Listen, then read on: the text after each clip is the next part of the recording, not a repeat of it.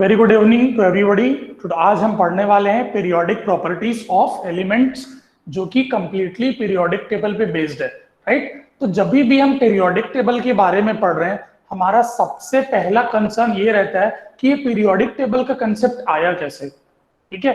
How this periodic table concept was brought, okay. तो इसकी history अगर हम पढ़ेंगे तो एक एक चीज हम धीरे धीरे कवर करते हैं। तो ये जो पीरियोडिक टेबल का जब जो भी हमने कंसेप्ट पढ़ा हुआ है, it started with a single concept called as law of triads, okay. ये लॉ ऑफ ट्रायड्स से आपका कॉन्सेप्ट स्टार्ट हुआ है।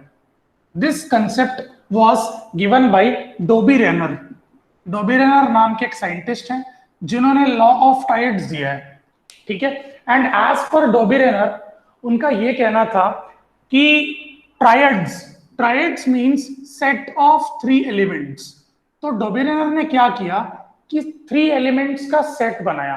He made three elements set of three elements in such a way that the average of atomic mass of first and third element, देखो क्या बोल रहा हूं मैं, average of atomic masses of first and third is equal to atomic masses of second element. This concept was given by Dobby रेनर।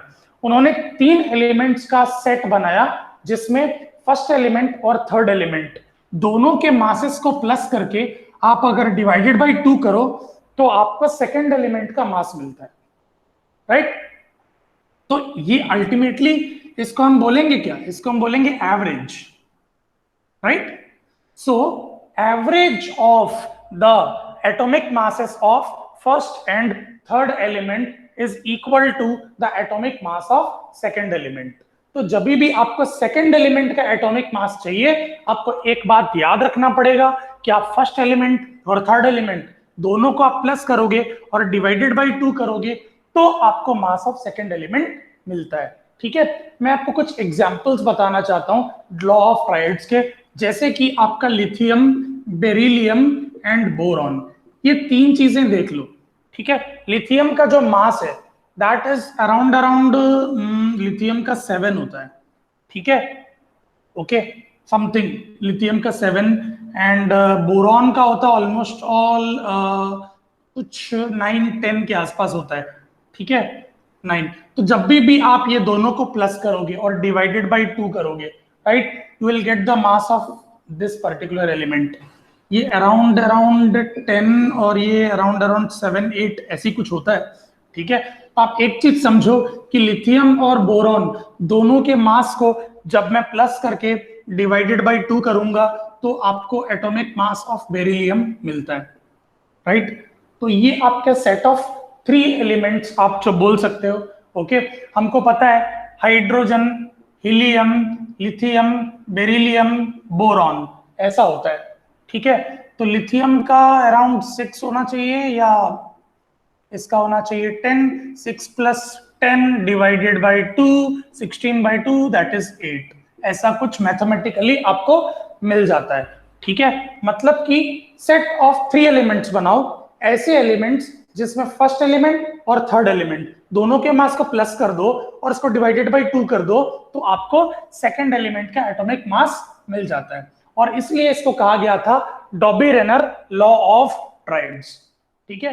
पर क्योंकि हर concept का हमारे एक एडवांटेज है और तो हर कंसेप्ट का अपना अपना डिसएडवांटेज भी होता है, ठीक है। कि जब डॉबी रेनर ने ट्रायड्स बनाया तो वो बहुत ही limited number of set of elements के लिए था। देखो हम जब भी एक रूल बनाते हैं ना, तो एक रूल अगर सभी के लिए लागू होता है तो वो रूल सक्सेसफुल होता है। और मान लीजिए वो रूल किसी कंडीशंस में सक्सेसफुल नहीं है या किसी कंडीशन में लागू नहीं हो रहा है तो वो कहीं ना कहीं पार्शियलिटी क्रिएट करता है। तो Dobereiner set law of triads was not applicable in every area. वो हर पर्टिकुलर एलिमेंट्स के लिए ठीक नहीं था, कुछ एलिमेंट्स के लिए ठीक था पर बाकी बहुत सारे एलिमेंट्स के लिए ठीक नहीं था। तो it was not applicable to each and every element of the periodic table. तो अल्टीमेटली हुआ क्या कि ये फेलियर हो गया, it was a failure, right. Discovery is Mendeleev's periodic table, right. Mendeleev's periodic table generally बहुत फेमस इसलिए हुआ क्योंकि सबसे पहले ये जो साइंटिस्ट हैं Dmitry Mendeleev.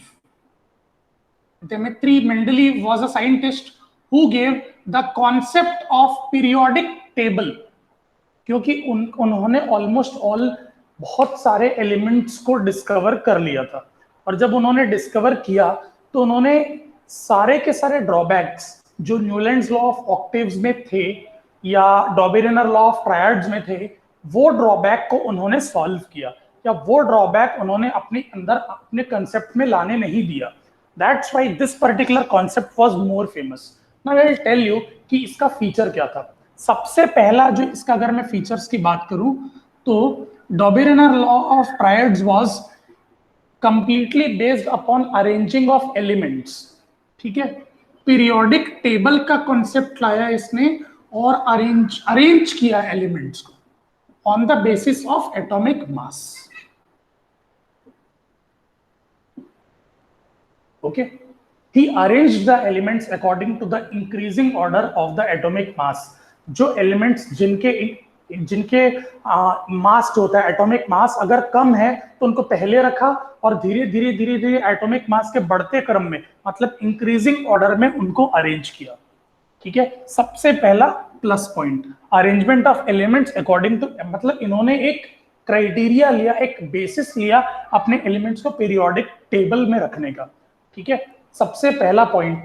अच्छा, कहीं ना कहीं वो tabular form Newland law of octaves ने बना ही दिया था, तो वहां से उनको ये आइडिया भी मिल गया कि पीरियोडिक टेबल बनाना चाहिए करके. ठीक है, पर जो बेसिक्स था न्यूलैंड लॉ ऑफ ऑक्टेव का, that was based on similar physical and chemical properties. इनके बेसिस दो थे, एक तो पहला एटॉमिक मास, दूसरा similar physical and chemical properties भी था. मतलब आप एक देखिए कि इन्होंने जो प्लस पॉइंट है न्यूलैंड लॉ ऑफ ऑक्टेव से उसको उठाया और एक्स्ट्रा दिया साथ में. क्या? It was arranged according to the increasing order of atomic mass as well as on the basis of similar physical and chemical properties. तो दो बेसिस हुए जिससे एक टैब्यूलर फॉर्म बना, और जो सेम एलिमेंट्स हैं वो एक ही टेबल में आ पाए और इंक्रीजिंग ऑर्डर में भी आ पाए. तो ये उनको फायदा मिला कि जब इन्होंने increasing order of atomic mass में अरेंज किया, so he found that the elements are automatically arranged in similar physical and chemical properties. ये इनका सबसे इंपॉर्टेंट फीचर था. दूसरा था कि इन्होंने एक चीज, नया चीज डिस्कवर क्या किया, he discovered the concept of arranging the table in A tabular form. ठीक है, इन्होंने एक टैब्यूलर फॉर्म का कंसेप्ट निकाला कि एक टैब्यूलर फॉर्म में चीजों को अरेंज करना चाहिए, क्योंकि हमारे पास एलिमेंट्स बहुत सारे हैं, कैटेगरीज बहुत सारी हैं, कैटेगरीज सिर्फ 7 नहीं है. ठीक है, तो इन्होंने क्या किया, 7 कैटेगरीज तक लिमिट नहीं किया. न्यूलैंड ने क्या किया, 7 कैटेगरीज लिमिट किया. अब 8th कैटेगरी ऑफ एलिमेंट मान लीजिए इंट्रोड्यूस हो गया, तो उसको कौन सी कैटेगरी में प्लेस करोगे? हो गया आपका ड्रॉबैक, लिमिटेशन. तो इन्होंने क्या किया, ऐसे पीरियोडिक टेबल बड़ा सा बना के बहुत सारे गैप छोड़ दिए. ही लेफ्ट गैप्स. ओके, तो ये अल्टीमेटली एक तरीके से एडवांटेजेस बोल सकते हो कि left gaps for undiscovered elements. ठीक है, क्योंकि देखिए डिस्कवरी तो होती रहेगी, एलिमेंट्स आते रहेंगे, पर अगर एलिमेंट्स आए और आने वाले एलिमेंट्स के लिए हमने जगह नहीं रखा, इसका मतलब क्या है, हमारा जो कॉन्सेप्ट है वो फेल हो जाएगा. तो स्मार्टली व्हाट ही डिड, उन्होंने एलिमेंट्स के लिए जगह रख दिया, पहले से खाली जगह रख दिया कि कोई नया एलिमेंट प्लेस होगा तो मैं इसको प्लेस कर दूंगा, एक नई कैटेगरी फॉर्म कर दूंगा. तो पीरियोडिक टेबल वाला जो कॉन्सेप्ट है वो बहुत ज्यादा चेंज नहीं होगा. तो इस तरीके से उनका कॉन्सेप्ट बहुत हिट हो गया. दूसरा, इनके आते आते नोबल गैसेस, जो हम इनर्ट गैसेस की बात कर रहे थे, हीलियम, नियॉन, आर्गॉन, क्रिप्टॉन, वो नोबल गैसेस इनके डिस्कवर हो गए. तो इन्होंने क्या किया, नोबल गैसेस को सेपरेट एक जगह दिया, सेपरेट कॉलम. नोबल गैसेस को एक सेपरेट कॉलम दे दिया कि भाई सारे नोबल गैसेस यहाँ पे अपन प्लेस कर देते हैं. तो ये चीज भी बहुत अच्छा हो गया कि अगेन सिमिलर केमिकल प्रॉपर्टीज और फिजिकल प्रॉपर्टीज के बेसिस पे अरेंजमेंट करने का चीज भी हो गया, और सारे के सारे एक जैसे एलिमेंट्स जो बिल्कुल भी रिएक्ट नहीं करते वो एक जगह आ गए. ठीक है, तो ये इनके मेरिट्स में आ गया या एडवांटेजेस में आ गया. ठीक है, अब आता है डीमेरिट्स। देखिए मैंने आपको बताया कोई भी पर्टिकुलर कॉन्सेप्ट हो लिमिटेशंस तो होना ही है। तो अब देखते हैं कि इसमें क्या ऐसा लिमिटेशन आ गया था। ठीक है, तो सबसे पहला लिमिटेशन ये था कि एनामलस पोजीशन ऑफ हाइड्रोजन। अब हाइड्रोजन के साथ दिक्कत क्या था कि हाइड्रोजन एटॉमिक मास के हिसाब से देखा जाए तो हाइड्रोजन का मास 1 था। ठीक है, पर हाइड्रोजन को सिर्फ 2 इलेक्ट्रॉन्स चाहिए, सीधी सी बात है, स्टेबल होने के लिए। हाइड्रोजन फर्स्ट एलिमेंट है, तो ये न्यूक्लियस है, तो ये है इसका आपका ऐसा ऐसा डायग्राम बनता है। तो hydrogen can gain 1 electron, electron gain भी कर सकता है, and it can lose 1 electron to become stable. अब पॉइंट ये था कि जो इलेक्ट्रॉन लूज करने वाले हैं ये लिथियम, सोडियम, पोटेशियम, ये इनकी तरह भी बिहेव करता था एक इलेक्ट्रॉन लूज करके, और यहाँ पे फ्लोरीन, क्लोरीन, ब्रोमीन की तरह भी बिहेव करता था एक इलेक्ट्रॉन गेन करने के लिए। अब पॉइंट ये है कि हम जब सिमिलर फिजिकल और केमिकल प्रॉपर्टीज की हिसाब से अरेंज कर रहे हैं और हमारे पास एक ऐसा पर्टिकुलर एलिमेंट है जो दोनों में फिट होता है, तो आप एक तरीके से डिसाइड नहीं कर पाते कि इसको कहाँ रखना है। ठीक है, फिर उन्होंने क्या किया, एटॉमिक मास लिया, एटॉमिक मास 1 आया तो उन्होंने क्या किया, हाइड्रोजन को यहाँ पे प्लेस कर दिया। पर कहीं ना कहीं ये रूल आपका वायलेट हो गया, बिकॉज आपका ये अल्टीमेटली इलेक्ट्रॉन गेन करने वालों के साथ भी मैच कर रहा है और इलेक्ट्रॉन लूज करने वालों के साथ भी मैच कर रहा है। तो कहीं ना कहीं एनामुलस पोजीशन, एनामुलस मींस डाउटफुल, कोई चीज जब श्योर नहीं होती, फिक्स्ड नहीं होती, उसको हम एनामुलस बोलते हैं। ठीक है, तो अभी हाइड्रोजन का पोजीशन फिक्स ही नहीं था। तो ये सबसे पहला लिमिटेशन जो आपका मेंडलीव्स पीरियोडिक टेबल के साथ हुआ। दूसरा ये कि अगर मैं कोई आइसोटोप ले लूं, जैसे कि कार्बन का एक आइसोटोप है 6 और 12 और दूसरा है 6 और 14। अब ये दोनों में हमारे पास कार्बन के लिए तो एक ही डब्बा ब्लॉक्ड है, हम we have only 1 cell 1 block for carbon, but we have 2 isotopes of carbon, that is carbon 12 and carbon 14। तो पॉइंट ये था कि कार्बन 12 आएगा कि कार्बन 14 आएगा, इन दोनों में इस पर्टिकुलर ब्लॉक में एक ही एलिमेंट आ सकता है, तो कौन सा एलिमेंट आएगा। ठीक है, तो ये आ गया था दिक्कत। अगर आप एटॉमिक मास के हिसाब से अरेंज भी करोगे तो इसका 12 है, आपको 12 भी रखना पड़ेगा, उसके बाद 14 भी रखना पड़ेगा। अब आप 14 रख दोगे तो भाई नाइट्रोजन का मास 14 है, तो नाइट्रोजन को कहां रखोगे। तो ये दिक्कत आ गया था कि अगर एक एलिमेंट्स के 2 आइसोटोप्स होते हैं तो आप कहां प्लेस करोगे उसको, एलिमेंट्स को।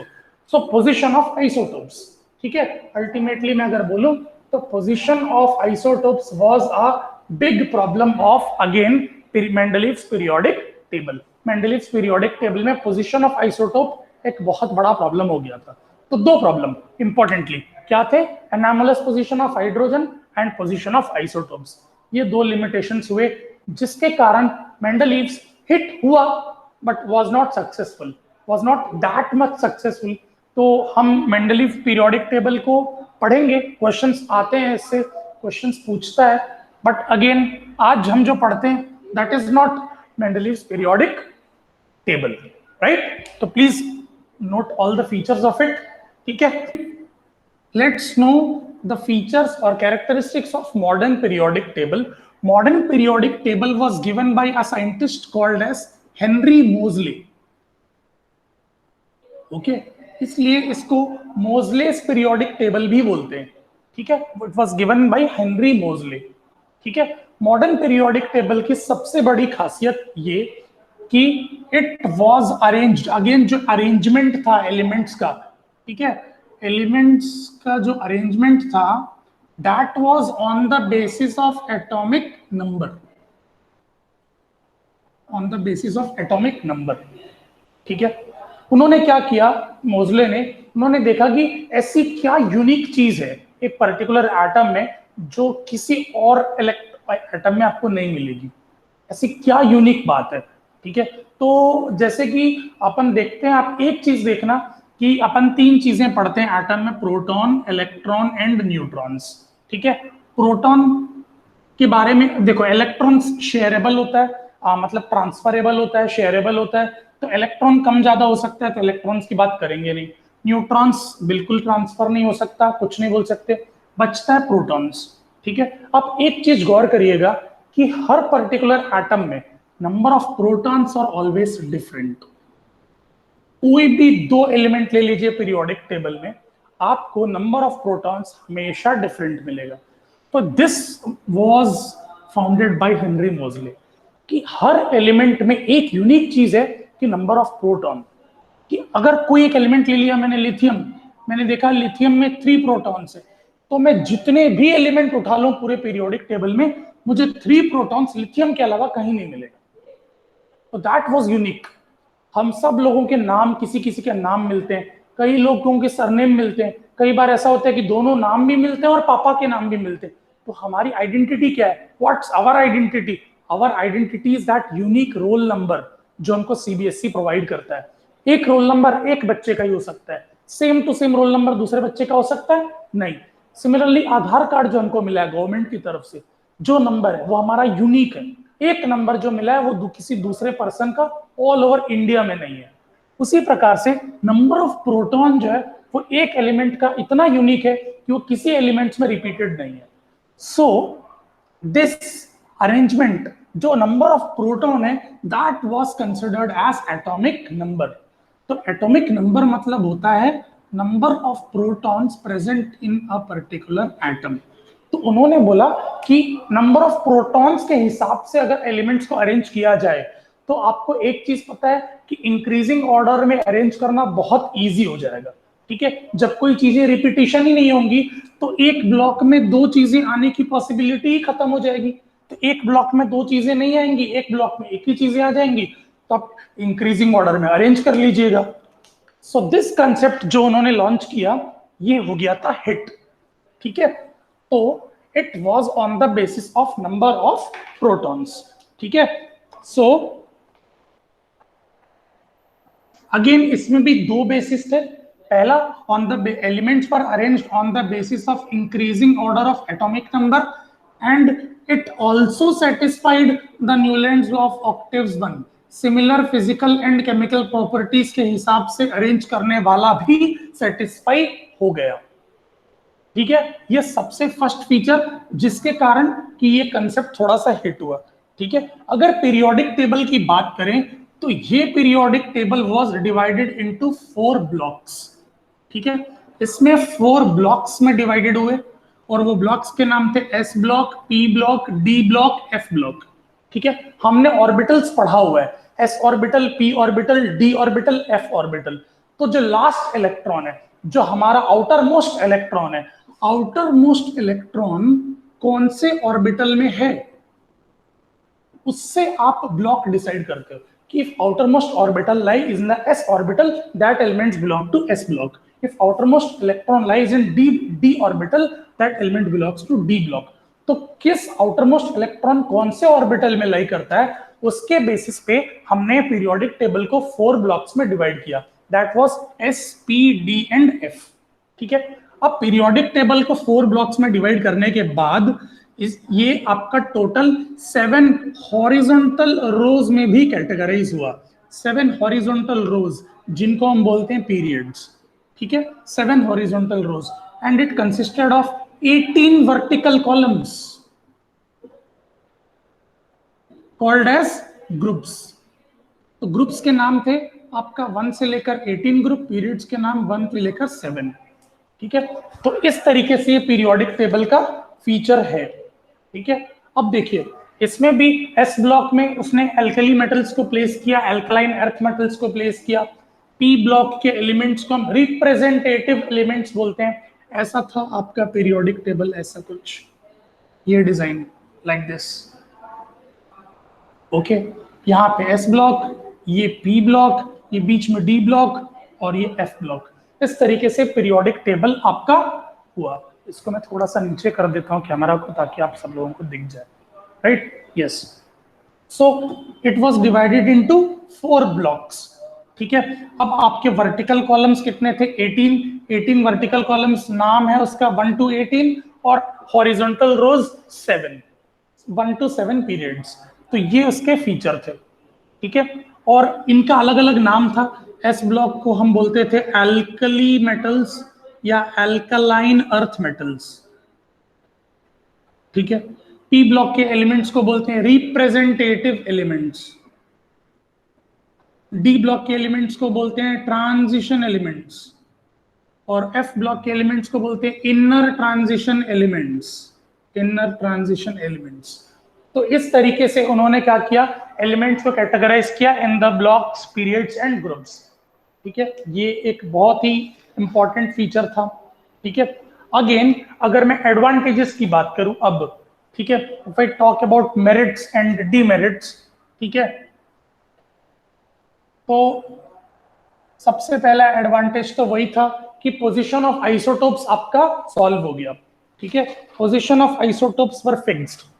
ठीक है, क्योंकि अब क्या हुआ था कि अब मान लीजिए आपके कोई भी पर्टिकुलर एलिमेंट, जैसे कि कार्बन 12 है और कार्बन 14 है, ये आपके दो एलिमेंट्स हैं, तो उन्होंने स्ट्रिक्टली बोला था कि जो नॉर्मल एलिमेंट है इन दोनों में से जिसका अकरेंस परसेंटेज ज्यादा है, अकरेंस परसेंट, उसको प्लेस करो मेन पीरियोडिक टेबल में।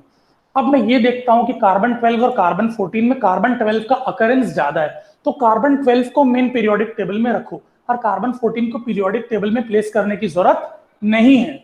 ये पॉइंट जो बताना था मेंडलीव ने नहीं बताया, और ये बताया गया किसमें, बाय मोजले in the modern periodic table. क्या बताया गया, जिसका अकरेंस ज्यादा है वो आपका मेन एलिमेंट होगा, उसको आप उस जगह पे प्लेस करिए, बाकी अदर एलिमेंट्स को प्लेस मत करिए। ठीक है, द सेकंड वाज एलिमेंट्स को एटॉमिक नंबर के हिसाब से प्लेस किया गया, जिससे आपका ये जो रिपीटिशन ऑफ एलिमेंट्स है वो खत्म हो गया। सो एटॉमिक नंबर के हिसाब से अरेंज किया गया, अरेंजमेंट, तो ये आपका सेकंड एडवांटेज था, जिसके कारण रिपीटिशन ऑफ एलिमेंट्स फिनिश हो गया। और तीसरा अगेन आपका इसमें सेम चीज, जो भी नोबल गैसेस थे उनको सेपरेटली रखा गया इन द सेपरेट कॉलम, जिससे आपको वो जो मेंडलीव पीरियोडिक टेबल वाला जो पॉइंट था वो एज इट इज, मतलब नया क्या था, ये दोनों। ओके, लेकिन अल्टीमेटली अगेन मैंने बताया कि डीमेरिट्स इस मॉडर्न पीरियोडिक टेबल में भी है। ठीक है, क्या डीमेरिट है, सबसे पहला डीमेरिट ये कि एनामलस पोजीशन ऑफ हाइड्रोजन अभी तक सॉल्व नहीं हो पाया, अभी तक। ठीक है, टिल डेट हम हाइड्रोजन को नंबर 1 पे लिखते हैं, पर हाइड्रोजन कहीं ना कहीं फ्लोरीन, क्लोरीन, ब्रोमीन के साथ रिजेंबल करता है। तो अब रिजेंबल करता है तो डेफिनेट सी बात होनी चाहिए कि अगर रिजेंबल करता है तो वहां पे क्यों नहीं है। तो एनामलस पोजीशन ऑफ हाइड्रोजन अभी तक सॉल्व नहीं हुआ, ये एक डीमेरिट है। लेकिन एक और डीमेरिट ये आ गया कि जो पीरियोडिक टेबल है जिसमें एस, पी और डी है, इसको हम बोलते हैं main body of the periodic table. तो ये जो एफ ब्लॉक है ना, जो इनर ट्रांजिशन एलिमेंट्स है, ये मेन बॉडी से सरक गया। F block were having a separate place, F block के एलिमेंट्स को सेपरेट प्लेस दिया गया पीरियोडिक टेबल में, अलग से, मतलब अलग हटा के। तो उनका ये कहना था कि main body of the periodic table से एफ ब्लॉक हट गया। ठीक है, तो ये एक डीमेरिट हो गया कि F block was not in the main body, was not placed in the main body of periodic table. तो इस तरीके से दो डीमेरिट्स हैं आपके मॉडर्न पीरियोडिक टेबल के भी। ठीक है, तो यहां पे आपका पीरियोडिक टेबल का हिस्ट्री फिनिश हो गया कि कहां से चालू हुआ था और आज हम यहां पे हैं। तो यहां तक क्या क्या चीजें थी ये मैंने डिस्कस किया। ठीक है, इसके नोट्स में आपको अभी तुरंत स्कैन करके कैम स्कैनर में ग्रुप में भेज देता हूं, आप इसको अपने कॉपी में नोट कर लीजिए। राइट, अगले क्लास में हम ट्रेंड्स पढ़ेंगे कि इसमें क्या क्या ट्रेंड्स होते हैं। ऑलरेडी क्लास 10th में बेसिक्स पढ़ चुके हैं, पर क्लास 11th में हम और थोड़ा डिटेल में पढ़ेंगे।